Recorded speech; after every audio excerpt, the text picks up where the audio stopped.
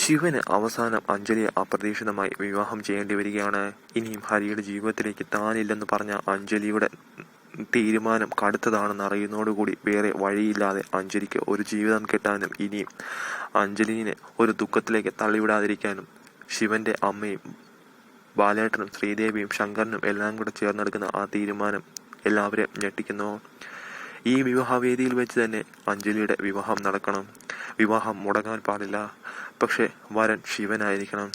അങ്ങനെ ശിവന് ഒട്ടും പ്രതീക്ഷിക്കാതെ ആ വലിയ തീരുമാനത്തിന് നിന്നു കൊടുക്കേണ്ടി വരികയാണ്.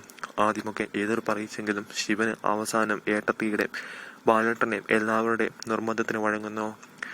ഈ ലോകത്ത് എന്തു പറഞ്ഞാലും ശിവന് അനുസരിക്കാൻ ബാധ്യതയുള്ള ഏട്ടത്തിയുടെ വാക്കുകൾ അങ്ങനെ ശിവൻ മനസ്സാൽ വഹിക്കുകയാണ്.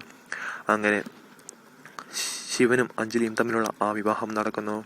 അഞ്ജലിക്കും ഇത് വേറെ ഞെട്ടലുള്ള ഒരു കാര്യം തന്നെയായിരുന്നു. ഒരിക്കലും അംഗീകരിക്കാൻ കഴിയാത്ത ഒന്ന്.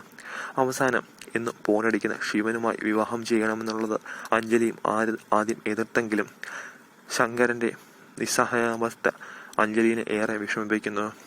ശങ്കരൻ മകളോട് നീ ശിവനെ വിവാഹം ചെയ്യണമെന്ന് കാലുപിടിച്ച് അപേക്ഷിക്കുന്നതോടുകൂടി അഞ്ജലിയുടെ മനസ്സ് മാറുകയാണ്.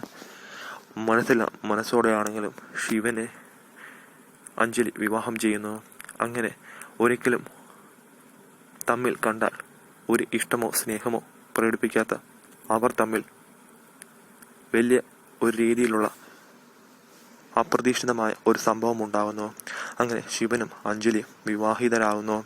ഉടൻ തന്നെ ഹരിയും അപർണയും അതേ വിവാഹവേദിയിൽ വെച്ച് തന്നെ വിവാഹിതരാകുന്നു. എന്തായാലും അപ്രതീക്ഷിതമായി വലിയ ഒരു കാര്യം തന്നെയാണ് സംഭവിക്കാൻ പോകുന്നത്. ഒരിക്കലും ഒന്നിക്കാത്ത സ്നേഹിക്കാത്ത അവർ തമ്മിൽ ഇനിയും ഭാവിയിൽ എങ്ങനെ ജീവിക്കുമെന്നുമുള്ളതും ഏറെ ആശയക്കുഴപ്പം ഉള്ള ഒന്ന് തന്നെയാണ്. എന്തായാലും ശിവനും അഞ്ജലിയും തമ്മിലുള്ള വിവാഹം